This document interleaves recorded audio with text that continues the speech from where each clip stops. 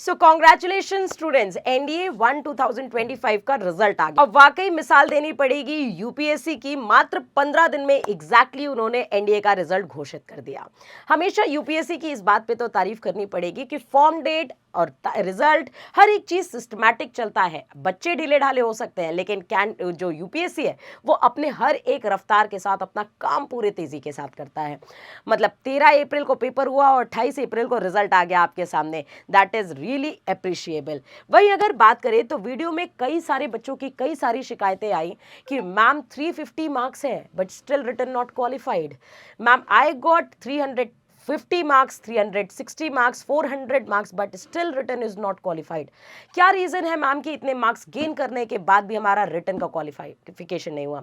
वाकई कई सारे बच्चे मेहनत करते हैं। देखो बच्चों, आपको हार नहीं माननी है। हमें पता है आप दिन रात मेहनत कर रहे हो और आप लग करके बहुत डेडिकेशन से मेहनत कर रहे हैं। We see that.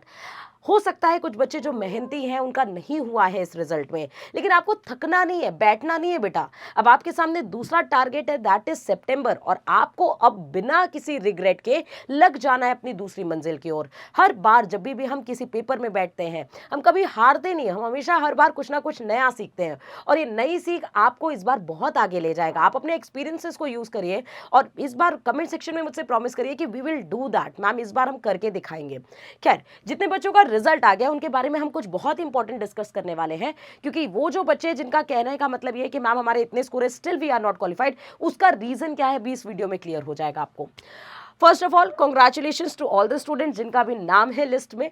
मतलब पर्टिकुलरली लगभग 8000 स्टूडेंट्स को क्वालिफाई कराया है और इस 8000 स्टूडेंट्स में जितनों का भी रिजल्ट आया है, कॉन्ग्रेचुलेशंस टू देम। अब मल्टीपल रिजल्ट्स है एनडीए के हमारे सामने।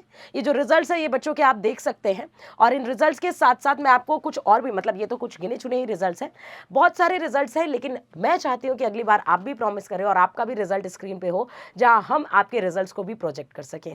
एनडीए के पेपर में जो सबसे बड़ा दिक्कत आया वो ये कि मैम हम स्कोर करने के बावजूद भी हम रिटर्न क्वालिफाई क्यों नहीं कर पा रहे। मैं आपको एक बात बताती हूँ कि स्टैटिस्टिक्स जरा ध्यान से देखिएगा। एक बच्चे का रिजल्ट है, ये मार्कशीट है 2024 के सेकेंड इनटेक की, यानी जो पिछला सितंबर में एग्जाम हुआ था उसकी मार्कशीट है। जब मार्कशीट, आपको तुरंत मार्क्स नहीं पता चलते बेटा, आपका हमेशा जब भी पूरा प्रोसीजर एनडीए का क्लियर हो जाता है, एसएसबी के बाद जब फाइनल मेरिट लिस्ट आ जाती है उसके बाद आप अपने मार्क्स रिटर्न के जान पाते हैं, चाहे आप क्वालिफाइड हो रिटर्न चाहे ना क्वालिफाइड हो, दोनों के मार्क्स पता चल जाते हैं। तो एक बच्चा अगर हम उसका रिजल्ट देखें, हो सकता है आपको थोड़ा सा ब्लर दिखाई दे, तो मैथमेटिक्स में उसके 134 मार्क्स हैं, जीएटी में उसके 161 मार्क्स हैं, और टोटल जो मार्क्स बन रहे हैं वो 295 मार्क्स बन रहे थे उसके। और मैं आपको बता दूं 2024 का जो सेकेंड इनटेक है उसमें जो आपकी कट ऑफ गई थी दैट वाज 290 मार्क्स। अब 290 मार्क्स कट ऑफ, लेकिन बच्चे के तो 295 मार्क्स है, स्टिल रिटन नॉट क्वालिफाइड। यहां साफ साफ मेंशन है कि not qualified for the written exam. And what is the reason behind it? क्योंकि यूपीएससी के नोटिफिकेशन में साफ साफ मेंशन है कि आपको रिटन के एग्जाम में 25% मार्क्स लाने ही लाने हैं इन ईच ऑफ योर सब्जेक्ट। साफ साफ मेंशन है ईच सब्जेक्ट, यानी हर एक सब्जेक्ट, चाहे मैथ्स हो, इंग्लिश हो, आपका जीएस का सेक्शन हो, आपका साइंस का सेक्शन हो, आपको हर एक सेक्शन में 25% मार्क्स गेन करने ही करने हैं। और अगर आपका इतना मार्क्स नहीं है, सेक्शनल कट ऑफ आपकी क्लियर नहीं है, तभी आप रिटन के पेपर में डिस्क्वालीफाई हो जाते हैं। भले आप 400 नंबर का लेकर के रखें नंबर अपना रिटन के एग्जाम में, but if you are not getting 25% marks in each of your paper, then you will not able to clear your written का एग्जाम। ये सबसे बड़ी मेजॉरिटी ऑफ इश्यूज है। कई बच्चे क्या कहते हैं कि मैम जीएसई पढ़ लेता हूँ, साइंस सेक्शन छोड़ देता हूँ, मैम साइंस पढ़ लेता हूँ, जीएस सेक्शन छोड़ देता हूँ। ये गलती नहीं करनी है बेटा। इंग्लिश की अपनी सेक्शनल कट ऑफ है, उसको आपको क्लियर करना ही करना पड़ेगा। यानी 50 क्वेश्चन है तो लगभग आपको 12-13 क्वेश्चन सही करने ही पड़ेंगे, इस बात को ध्यान दीजिए। यानी अगर इंग्लिश में 50 क्वेश्चन है तो आपको लगभग 12-13 क्वेश्चन सही करने ही करने पड़ेंगे, राइट। इसी के साथ साथ अगर हम आपको बता दें कि इस बार की जो एक्सपेक्टेड कट ऑफ अभी तक का नजरिया कि मैम कह रहे, सब बच्चे कह रहे हैं मैम मेरा 350 स्टिल मेरा नहीं क्लियर हुआ, तो कट ऑफ क्या उससे आगे चली गई? नहीं बाबा, कट ऑफ उससे आगे नहीं गई है। मैं बता दूं इस बार का जो पेपर लेवल था और प्रीवियस ईयर का जो पेपर लेवल था, यानी 2024 का जो सेकेंड इनटेक था सितंबर में जो हुआ, दोनों का पेपर लेवल सेम है, दोनों का ही पेपर लेवल सेम है। तो अगर मैं आपको बताऊं कि इस बार की जो कट ऑफ है वो अमूनन ज्यादातर लग रही है कि 300 से 310 से ज्यादा कट ऑफ किसी कीमत पे नहीं गई है। तो इतनी एक्सपेक्टेड कट ऑफ है आपके एनडीए की। इसी के साथ साथ जो बच्चे रिटर्न क्वालिफाई नहीं किए हैं, आपको पता है भारत की नंबर 1 टीम जो आपको आपके सेक्शन में मजबूत कराएगी।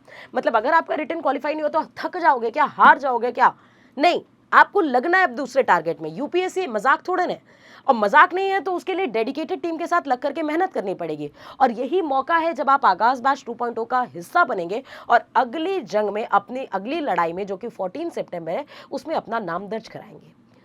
तो बेसिकली जितनों का रिटर्न क्लियर नहीं है उनके पास एक ही रास्ता है, और जितनों का रिटर्न क्लियर हो गया, अब उनको कई बार सारे बच्चे क्योंकि 12th में है, 12th पास बच्चे हैं, अब उनको इन्फॉर्मेशन नहीं है कि व्हाट इज एसएसबी, नया चरण होता क्या है, कैसे एसएसबी होती है, क्या है एसएसबी।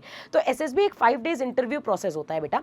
हर दिन उसमें कोई ना कोई नए टारगेट्स आपके होते हैं, जिसमें आपको हर एक नया ऑफिसर आपसे डील अप करेगा, और आपको यहाँ पे हम परफेक्ट एसएसएस के साथ ट्रेन कराएंगे हर दिन के लिए, हर एक पड़ाव के लिए। चाहे वो इंटरव्यू हो, चाहे वो स्क्रीनिंग टेस्ट होगा आपका, चाहे साइकोलॉजी टेस्ट हो, चाहे जीटीओ एक्सपर्ट टेस्ट होगा, हर एक टेस्ट के लिए हम आपको ट्रेन कराएंगे। बस आपको कॉल करना है 9696330033 पे, और एनरोलमेंट करके अभी से प्रैक्टिस में लग जाना है, क्योंकि एसएसबी एक लेंदी प्रोसीजर है और अभी आपके पास सफिशिएंट समय है। तो मुझे लगता है मैंने आपको सारी इंफॉर्मेशन दे दी है। हारना नहीं है, रुकना नहीं है। You have 2 ways, still you have to go for your targets, right? चाहे वो रिटर्न हो, चाहे वो एसएसबी हो। आज से ही, अभी से ही एक्टिव मोड पर आकर के अपना एक भी सेकेंड जिंदगी का बिल्कुल बर्बाद मत करिए। टिल देन, जय हिंद, जय भारत।